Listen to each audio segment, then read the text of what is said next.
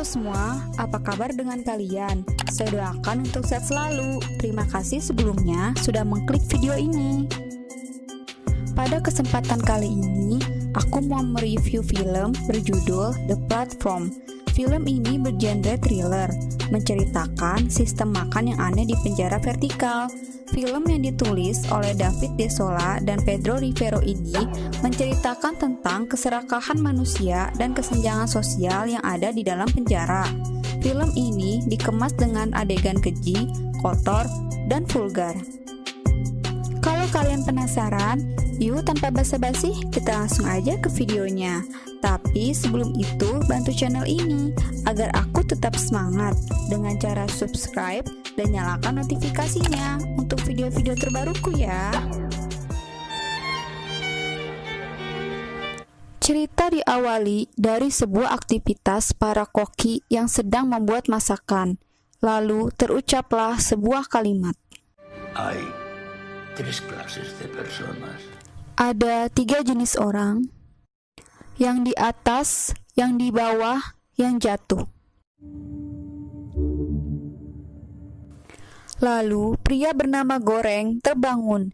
Ia berada di sebuah sel beton dengan bertuliskan angka 48 di dindingnya. Goreng tidak sendirian. Ia ditemani oleh seorang pria tua bernama Trimagasi. Goreng baru pertama kali berada di tempat seperti itu. Beda dengan Trimagasi yang sudah berbulan-bulan berada di tempat itu. Trimagasi menjelaskan bahwa mereka berada di sebuah fasilitas berbentuk menara vertikal, di mana makanan setiap harinya dikirimkan melalui platform yang berhenti di setiap lantai dengan waktu tertentu. Ia menjelaskan bahwa di sini intinya adalah makan. Terkadang sangat sulit, terkadang sangat mudah, itu tergantung tingkat.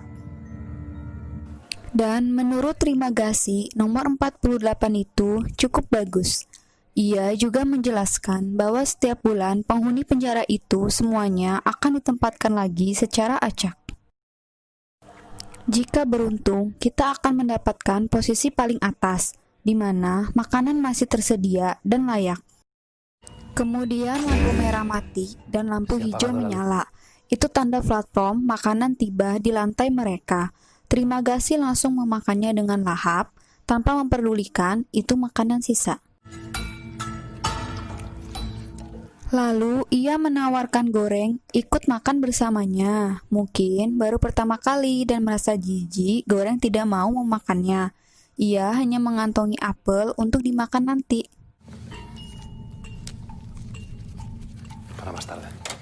Setelah platform itu turun, Goreng merasakan kepanasan dan suhu ruangan terus semakin naik. Tentu Trimagasi mengetahui sebabnya. Trimagasi menjelaskan, makanan hanya bisa dimakan saat platform itu masih berada di lantaimu. Itu sebabnya ketika Goreng mengantongi apel itu, seketika suhu akan naik tanpa batas, atau bisa turun, dan beragam jenisnya. Lalu, Goreng langsung membuang apel itu. Scene berganti.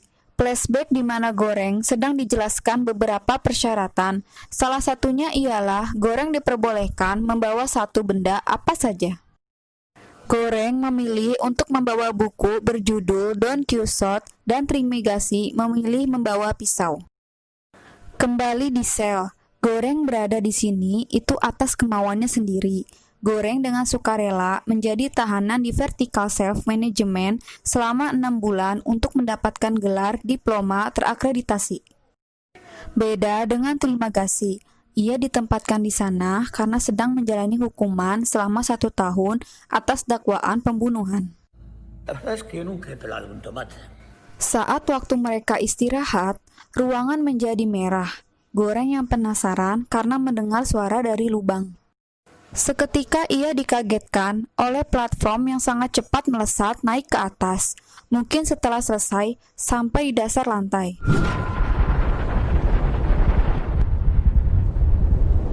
Keesokan harinya, Trimagasi menjelaskan ia sudah berada di sana selama 3 bulan dan 3 kali berganti tingkat. Ia pernah berada di tingkat 132. Tentu itu bukan tingkat yang paling dasar, dikarenakan Trimagasi melihat masih banyak lagi tingkat di bawahnya. Dan untuk platform yang turun di sana, tidak ada makanan sedikit pun yang tersisa. Lalu Goreng berbicara, jika kita tidak makan dalam sebulan, kita akan mati. Trimagasi menjawab, dalam sebulan kita tidak akan mati kelaparan, tetapi yang bahaya adalah jika kita berada di tingkat rendah selama 2 kali berturut-turut. Di sini Goreng dengan sikap pedulinya, ia meyakinkan penghuni lantai bawah dan atas untuk membagikan makanan sama rata agar semua dapat kebagian. Tetapi Trimagasi malah bersikap tidak sopan dan mengencingi penghuni bawah, lalu berkata, mereka bisa mengencingi kita balik jika berada di lantai atas kita. Seolah-olah penghuni tingkat atas bisa berbuat semaunya terhadap penghuni bawah, dan penghuni bawah harus menerima kenyataan dari penghuni atas. Suatu hari, mereka dikagetkan dengan mayat yang jatuh dari atas dan dibaringi seorang wanita bersimbah darah yang turun bersamaan dengan menumpang platform.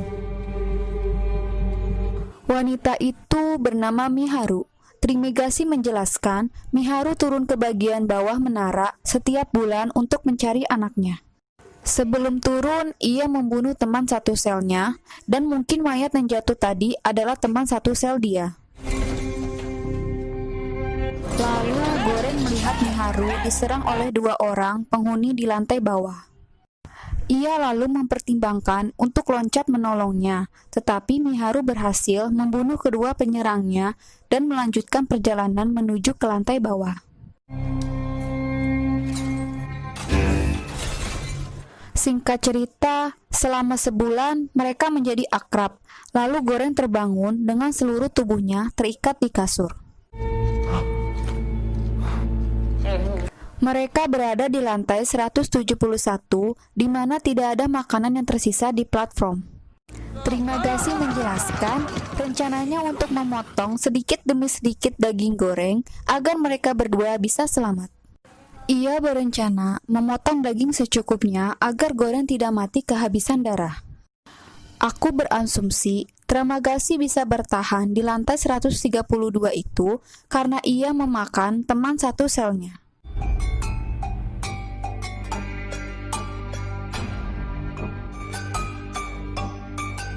Sampai di hari ke-8, Trimagasi mulai memotong daging Goreng. Di saat ia hendak memotong, tiba-tiba diserang oleh Miharu saat ia turun dengan menggunakan platform. Miharu langsung membebaskan Goreng, lalu Goreng langsung membunuh Trimagasi.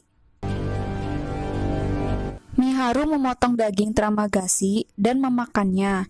Ia juga memberikannya kepada Goreng. Lalu setelah itu, ia melanjutkan perjalanan untuk turun mencari anaknya. Singkat cerita, bulan berikutnya Goreng terbangun di lantai 33 dengan seorang wanita, teman satu sel barunya. Wanita itu bernama Imoguiri dengan membawa anjing. Goreng mengenal Imoguiri sebagai salah satu petugas resmi administrasi yang mewawancarainya sebelum dirinya dikirim ke penjara. Di sini Imoguiri memberitahu Goreng bahwa penjara ini terdiri dari 200 lantai. Lalu Goreng berkata, makanan tidak akan cukup untuk 200 lantai. Imoguiri mengelak, itu akan cukup jika mereka memakan sesuai porsi. Dia berkata bahwa dirinya tidak menyadari kondisi yang mengerikan saat ini dan secara sukarela mencoba untuk memperbaiki hal tersebut saat dirinya didiagnosa terkena kanker. Di saat platform turun, Imoguiri mencoba untuk menjatah makanan untuk para tahanan dan mendorong agar tahanan di lantai bawah mengikutinya, tetapi mereka tidak peduli.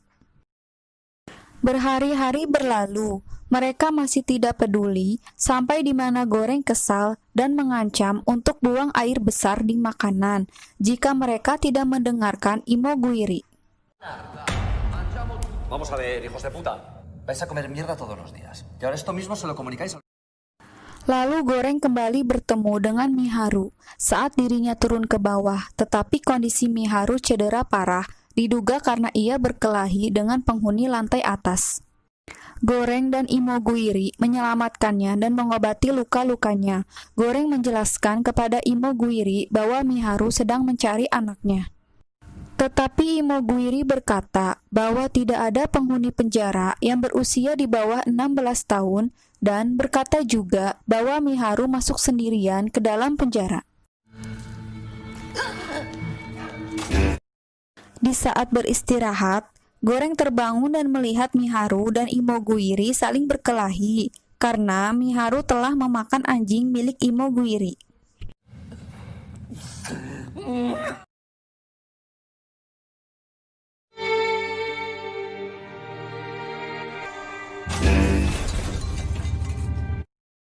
Satu bulan kemudian, Goreng bangun dan berada di lantai 202. Ia menemukan Imoguiri telah gantung diri. Goreng berhalusinasi tentang Imoguiri dan Tamagotchi. Mereka mendorong Goreng untuk memakan daging Imoguiri. Hari-hari terus berlalu dan Goreng masih bertahan untuk tidak memakan apapun. Sampai di mana ia berhalusinasi lagi tentang Tamagotchi, lalu memakan daging Imoguiri. Goreng kemudian terbangun kembali di bulan berikutnya di lantai 6. Rekan satu selnya bernama Baharat. Baharat berusaha untuk naik ke atas menggunakan tali yang dibawanya saat memasuki penjara. Pasangan yang menghuni satu lantai di atas membantunya, tetapi ia ditipu dan berakhir saat mereka membuang hajat di muka Baharat yang membuatnya kembali ke lantai asal.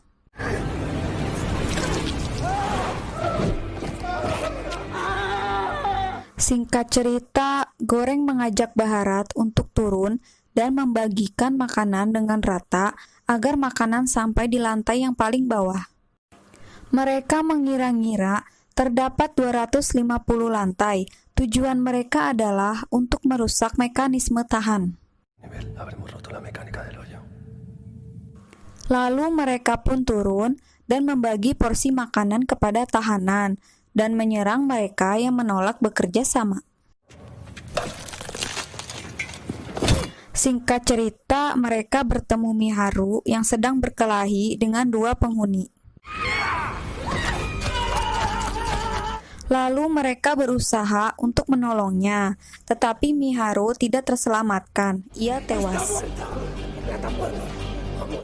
Lalu Goreng dan Baharat terus lanjut turun dan melewati lantai 250 dan mencapai lantai 333 di mana platform berhenti. Goreng pun turun dari platform, diikuti oleh Baharat yang ragu-ragu, lalu platform itu tiba-tiba turun lagi dan meninggalkan mereka.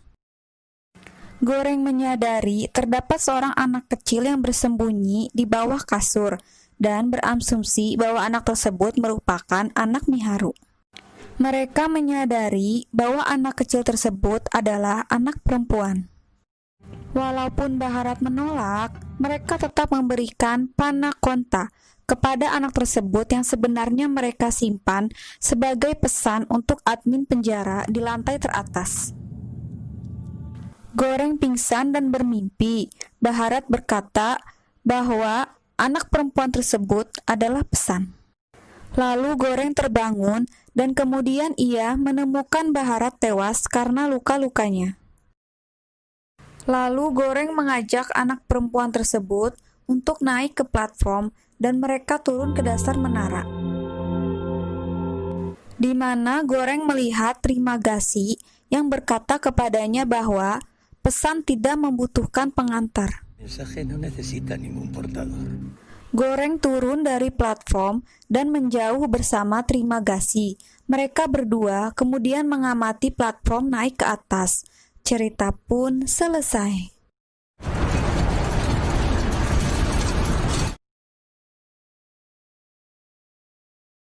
Film ini berkisah mengenai menara berukuran besar bernama Vertical Shelf Management, di mana penghuni secara berkala bertukar secara acak antara lantai, diberi makan melalui platform yang awalnya berisi makanan, yang secara bertahap turun ke setiap lantai. Sistem ini diberlakukan agar tercipta konflik, di mana tahanan di lantai atas bisa mengkonsumsi makanan sebanyak-banyaknya dan meninggalkan sedikit makanan untuk tahanan di lantai selanjutnya. Yang kita ketahui, tokoh utama bernama Goreng secara sukarela berada di sana hanya untuk mendapatkan gelar diploma, dan seiring berjalannya waktu, ia mengetahui ada kekacauan di sana. Setelah Goreng bertemu Imogiri yang secara sukarela turun tangan untuk memperbaiki sistem, Goreng secara solidaritas spontan ingin menghancurkan sistem yang sudah berjalan dengan menyisakan makanan untuk sampai di lantai paling dasar. Dan akhirnya ia menemukan seorang gadis kecil. Lalu ia menganggap gadis itu pesan dan mengirimnya untuk admin penjaga di lantai paling atas.